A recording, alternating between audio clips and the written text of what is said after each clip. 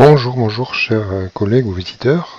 Aujourd'hui, je vais aborder une rubrique qui me tient souvent à cœur. Je veux parler de la documentation que vous allez mettre en place dans votre espace intranet. Alors c'est vrai que c'est jamais évident parce que, bon, d'abord faut-il avoir un espace intranet. Je pars du principe que vous en avez sûrement un dans votre collectivité. Pour autant, va se poser la question, qu'est-ce qu'on va mettre en commun, qu'est-ce qu'on va partager. Et effectivement, avec cette vidéo, je vous invite en définitive à partir à la pêche d'un certain nombre de documents. Alors certains auront peut-être une valeur que je qualifierais de permanente, d'autres auront une caractéristique d'être très provisoire, donc qui changera d'un exercice à l'autre. Alors, qu'est-ce que je vais aborder avec vous? Alors, je vais partir à la pêche dans un site, mais ce ne sera pas le seul d'ailleurs, que vous connaissez, parce que je pense que vous avez pratiqué, c'est le site collectivité locale de la DGCL et du ministère des Finances. Donc c'est sur ce site, si vous y allez, donc je rappelle son adresse, collectivitélocale.gouv.fr. Si vous allez dans ce site-là, vous allez trouver notamment une rubrique qui s'appelle Instructions budgétaires et comptables. Alors pour gagner du temps, sur la présentation, j'ai créé plusieurs onglets qui me permettront d'aller assez rapidement sans attendre que Internet veuille bien nous mettre sur la bonne page. Donc si vous êtes là, si vous allez sur la rubrique donc instructions budgétaires et comptables, vous allez tomber généralement sur une rubrique, je le mets en tête, instructions budgétaires et comptables, et vous allez tomber sur le fameux référentiel M57. Alors au passage, vous allez noter si vous avez des instructions pour ce qui concerne les autres plans comptables. Pour ce qui est de la M57, on parle du référentiel. Donc c'est plus un problème de verbiage. Si vous cliquez dessus, bon, vous allez tomber bien évidemment là aussi sur la page de garde, et donc vous allez avoir un certain nombre d'infos qui vont vous être donc proposées. La première, pour ceux qui sont en quête d'une formation générale et qui vaut bien évidemment pour l'année 2021, vous avez cette présentation générale, donc j'y vais. Donc c'est une présentation que vous pouvez télécharger et je vous invite franchement à le faire parce qu'effectivement pour les quelques personnes qui n'auraient pas attrapé le train en marche en dehors des formations proposées par le CNFPT ou autre organisme de formation, je ne citerai pas les noms, vous avez donc une possibilité de le lire.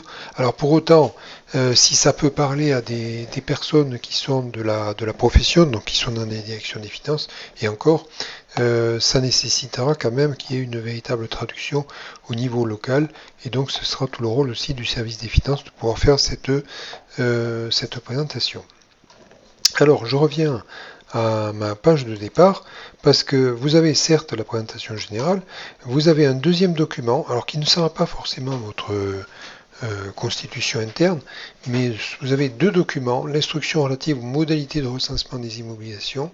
Je ne vous cache pas que dans la mesure où c'est un document qui est commun au référentiel M57 et aux différentes instructions que sont la M14, M52, M71 et M4, je pense que ce n'est pas inutile de pouvoir le mettre à disposition du public comptable, de manière à pouvoir voir un petit peu qu'est-ce qu'on attend d'eux. Alors ceci étant, ça ne peut pas constituer une fin en soi, là aussi ça suppose bien évidemment que vous ayez une traduction en interne, puisque bien évidemment faudra-t-il que votre règlement intérieur, votre règlement budgétaire et financier puisse donc se l'approprier.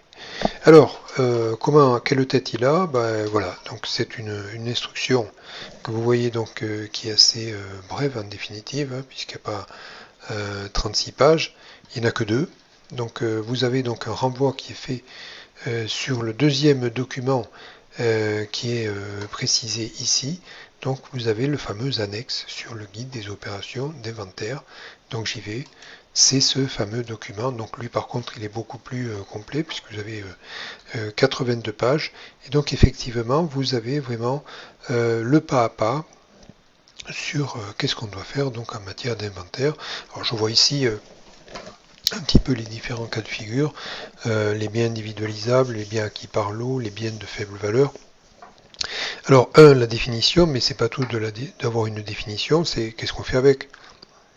Lorsque vous faites une acquisition, lorsque vous allez faire une session, donc il y a un certain nombre d'écritures qu'il sera bon de connaître. Alors, bon, très bien.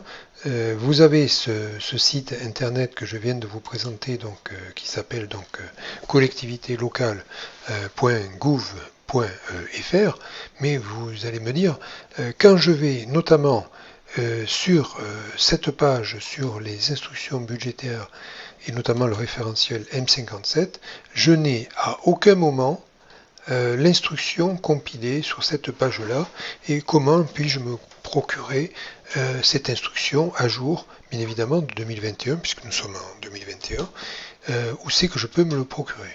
Eh bien, je vous conseille vivement d'aller sur le site du journal officiel. Dans le journal officiel, donc c'est journalofficiel.gouv.fr, vous avez une rubrique qui s'appelle notamment, alors j'y vais, les documents administratifs.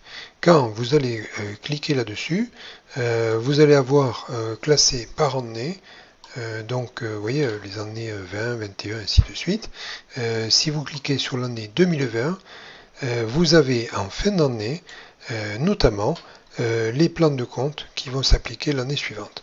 Et je vous voyez ici, hein, je vais le surligner, donc la partie qui a trait à la M57, donc c'est publié le 29 décembre 2020, donc vous voyez c'est pas... Eh bien vous allez avoir un document qui vous est proposé en version PDF et qui est la véritable donc instruction budgétaire et comptable, donc ça fait quand même pas mal de pages puisque là vous avez...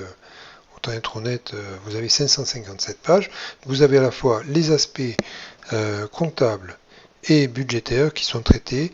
En même temps, vous allez y trouver bien évidemment le fameux plan de compte par nature, par fonction, ça dépend de le plan de compte que vous souhaitez donc utiliser. Vous allez avoir bien évidemment à le mettre en place sur votre espace intranet. Moi je pense que c'est pas inutile, donc je précise bien, donc je l'ai dit, hein. Vous allez avoir la présentation, donc c'est vraiment général, intemporel, la note ainsi que son annexe. Vous allez avoir donc à prévoir cette fameuse instruction budgétaire et comptable M57. Ça servira aussi bien au public budgétaire qu'au service comptable pour leur permettre de faire un certain nombre d'opérations. Alors je ne dis pas pour autant qu'ils vont le lire comme un livre de chevet tous les soirs fidèlement pour apprendre la M57, je ne veux pas rêver, mais c'est vraiment l'outil de travail par défaut que vous devez avoir sur votre espace intranet. Pour les services budgétaires, bien évidemment, faut-il avoir une maquette à jour. Donc elle est aussi téléchargeable sur cet espace-là. Donc vous allez avoir donc bien évidemment votre maquette M57 au titre du budget primitif. Alors j'ai pris le budget voté par nature, bien évidemment. Si vous avez un budget voté par fonction, eh bien effectivement, il faudra l'avoir à jour. Alors vous voyez bien, BP 21, donc j'ai fait en sorte que ce soit des budgets qui soient vraiment avec des maquettes à jour, telles que le prévoit la réglementation. Alors, je ne dis pas que vous devrez utiliser tout. Alors donc budget supplémentaire ici. Et je finis ma course avec le futur compte administratif 2021 que vous adopterez donc au premier semestre 2022. Alors bien évidemment, l'ensemble des documents que je vous ai confiés dans cette vidéo constituent non pas ce qui va s'appliquer noir sur blanc pour votre collectivité.